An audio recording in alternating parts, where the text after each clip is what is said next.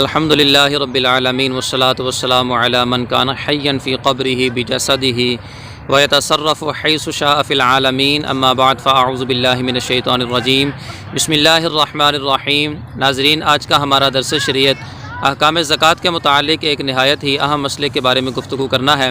مسئلہ یہ ہے کہ ایک بندے نے اموال تجارت لیا۔ اموال تجارت اس بندے نے سیل کرنے کے لیے اپنی دکان میں رکھا ہوا تھا۔ سال اس کے اوپر گزر گیا۔ سال گزرنے کے بعد اس بندے نے اس کی زکوٰۃ بھی ادا کر دی۔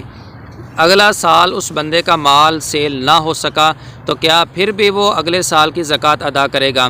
تو اس حوالے سے شریعت مطہرہ کا حکم یہی ہے کہ جب تک اس بندے کے پاس اموال تجارت موجود ہے، چونکہ جو اموال تجارت ہے یہ اموال زکوٰۃ میں سے ہے، لہٰذا سال گزرنے کے اوپر شرعی اعتبار سے اس کی زکوٰۃ لازم ہوتی رہے گی، اگرچہ وہ مال اس بندے کے پاس 10 سال پڑا رہا اور وہ سیل نہ ہو سکا۔ اور اس کے اندر علماء نے بھی اس مسئلے کی صراحت فرمائی ہے۔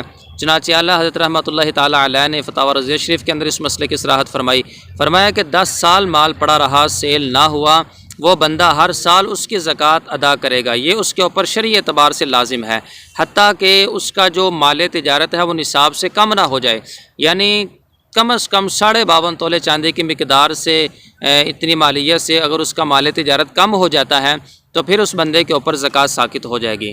کم از کم 52.5 تولے چاندی کی مقدار تک جب تک اس بندے کا مال تجارت اس کے پاس باقی رہتا ہے تو سال بہ سال اس کی زکوٰۃ اس بندے کے اوپر شرعی اعتبار سے لازم ہوتی رہے گی۔ وہ بھی یہ بھی اس میں بہانہ نہیں بنا سکتا کہ میرا چونکہ مال سیل نہیں ہو سکا اس لیے میں زکوٰۃ بھی ادا نہیں کروں گا۔ اللہ تعالی ہم سب کو شریعت مطہرہ کے مطابق عمل کی توفیق عطا فرمائے، آمین بجاہ النبی الامین صلی اللہ علیہ وسلم۔